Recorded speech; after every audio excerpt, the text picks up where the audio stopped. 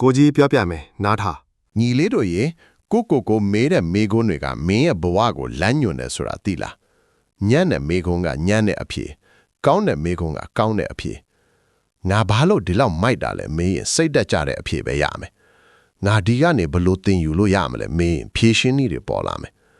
မေကွန်းရဲ့အည်သွေးကအဖြစ်ရဲ့အည်သွေးကိုဆုံးဖြတ်တယ်ဒီအလေးချင်းကိုနေ့စဉ်လုပ်ရင်ညီလေးဟာပြဿနာတွေကိုအခွင့်အလမ်းဖြစ်ပြောင်းမြင်လာမယ်စိန်ခေါ်မှုတိုင်းမှာသင်ခန်းစာရှာတတ်လာမယ်အတွေးခေါ်ကိုယ်တိုင်ပြောင်းလဲလာမယ်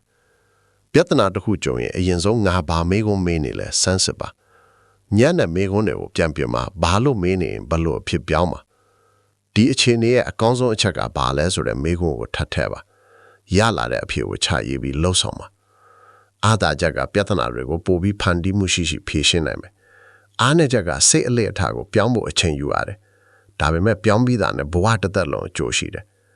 ဒီနေ့ကစပြီးကိုကြုံနေရတဲ့ပြဿနာတစ်ခုကိုရွေးပြီးဒီအခြေအနေကနေငါဘလို့တိုးတက်လို့ရမလဲလို့မေးကြည့်ပါဒီ9မိနစ်လောက်မေးခွန်းပြောင်းလိုက်ရုံနဲ့တစ်နှစ်အတွင်းညီလေးရဲ့ပြဿနာဖြေရှင်းနိုင်စွမ်းဘလို့တိုးတက်သွားမလဲဆိုတာတွေးကြည့်ပါညီလေးတယောက်ရဲ့အာရုံစိုက်မှုအားသူ့ရဲ့အနာဂတ်ကိုတည်ဆောက်ဖို့အတွက်ပဲဖြစ်ရမယ်နေ့စဉ်9မိနစ်စာဒီလိုအခြေခံတွေကိုလေ့လာပြီးဘယင်းတရားကိုတွေးခေါ်ဖြစ်ဖို့ follow လုပ်ထားပါ